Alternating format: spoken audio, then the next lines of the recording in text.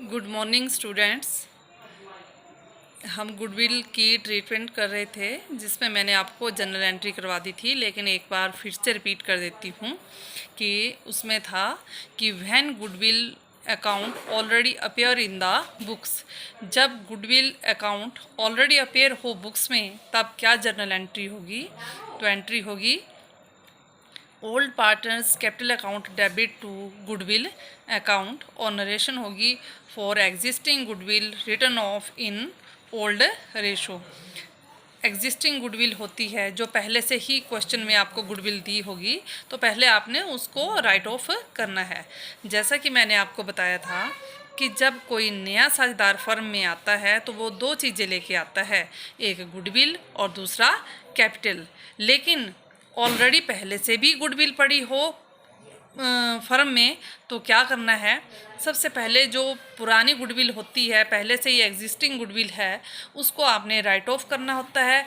ये old partners की होती है, इसलिए ओल्ड पार्टनर्स को ओल्ड रेशो में ही आपने राइट ऑफ या डिस्ट्रीब्यूट करनी होती है।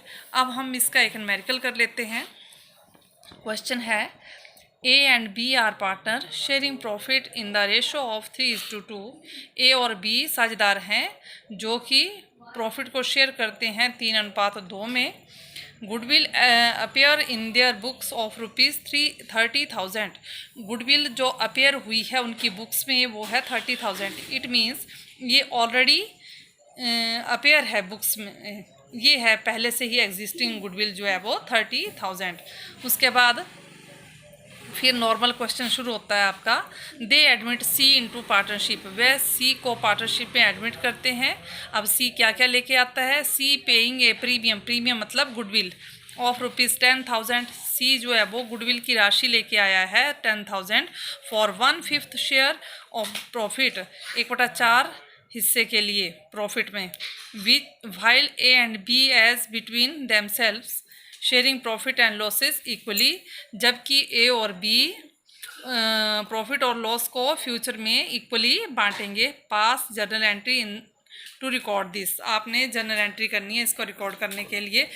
तो सबसे पहले हम कॉलम बना लेते हैं, एक डेट का, एक पर्टिकुलर का और दो, एक डेबिट का और एक क्रेडिट का। जैसे जनरल एंट्री करते हैं, डेट कोई दिया तो वैसे मैंने इसमें 1 2 डाल दिया, कितनी एंट्री होगी। तो सबसे पहले हम क्या करेंगे, जैसे जैसे पढ़ते जाएंगे वैसे वैसे क्वेश्चन करते जाएंगे। तो सबसे पहले हमारे पास ऑलरेडी अपेयर गुडविल है, उसको राइट ऑफ करना है। ये 30,000 पहले से ही पुस्तकों में दी हुई है गुडविल, इसको हम इस रेशो में बांट देंगे। ये ओल्ड पार्टनर्स की है तो ओल्ड पार्टनर्स को की रेशो ये है ओल्ड रेशो, इस रेशो में इसको डिस्ट्रीब्यूट कर देंगे। तो एंट्री होगी हमारी, पहले हेडिंग लिख लेंगे इसका, for writing of existing goodwill, कि जो एग्जिस्ट होता है, जो पहले से ही गुडविल है उसको राइट ऑफ करना है। तो एंट्री होती है old partners capital account debit to goodwill account. Old partners दो हैं, ए और बी, तो उनके नाम आएंगे A's capital account debit, B's capital account debit to goodwill account, to goodwill account. तो गुडविल है हमारी 30,000, इसको हमने बांटा है 3:2 में। तो ए के हिस्से में 18,000 आई और बी के हिस्से में 12,000 आई, और दोनों का टोटल 30,000। और लिखेंगे for existing goodwill written off in old ratio.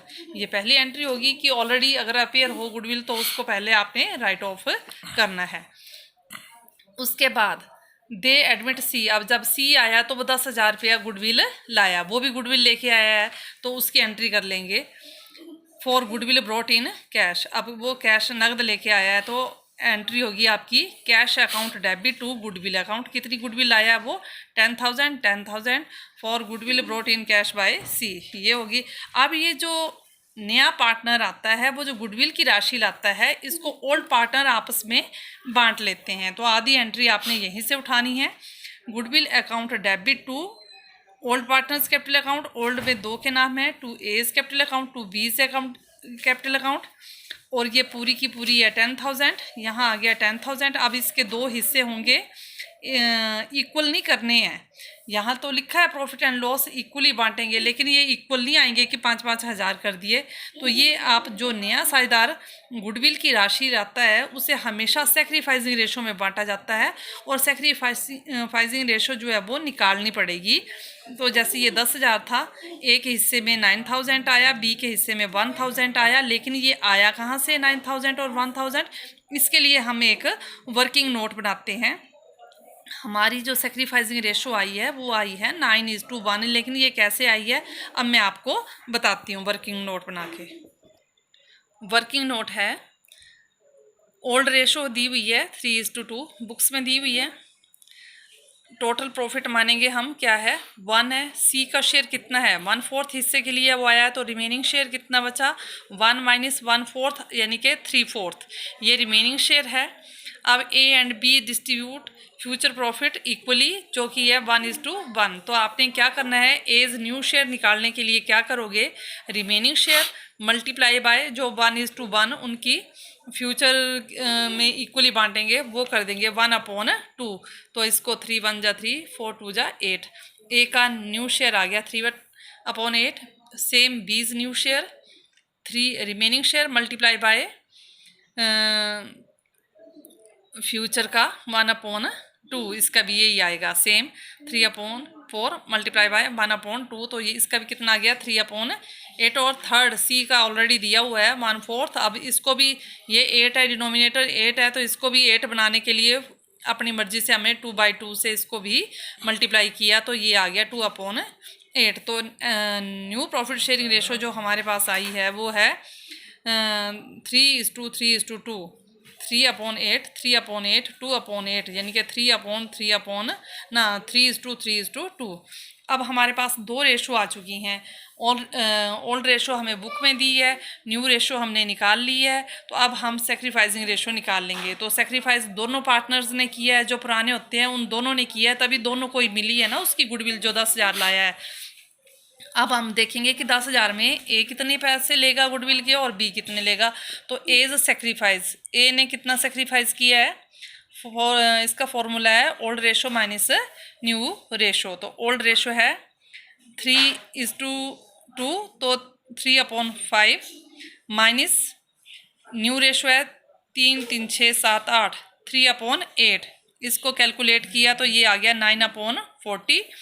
वैसे ही बी सेक्रीफाइस निकालेंगे, तो बी की ओल्ड रेशो है 2/5, क्योंकि 3:2 है तो 2/5 माइनस इसकी न्यू रेशो आएगी 3/8। कैलकुलेट किया तो इसका हिस्सा आ गया 1/40। तो इस तरह से ए और बी की सेक्रीफाइसिंग रेशो आ गई 9/40 = 1/40, तो 9:1। ये आया है 9:1। और इसमें 10,000 को बांटेंगे। जो गुडविल लाया है नया साझेदार 10,000 रुपया, 10,000 को हम सेक्रीफाइसिंग रेशो में बांटे, जो कि निकाल लिए वर्किंग नोट में हमने 9:1। तो ए के हिस्से में आया 9,000 और बी के हिस्से में कितना आया 1,000। तो इस तरह ये क्वेश्चन जो है हमारा पूरा हुआ। अब मैं एक क्वेश्चन आपको सेंड करूँगी, वो आपने मुझे सॉल्व करके भेजना है। Thank you.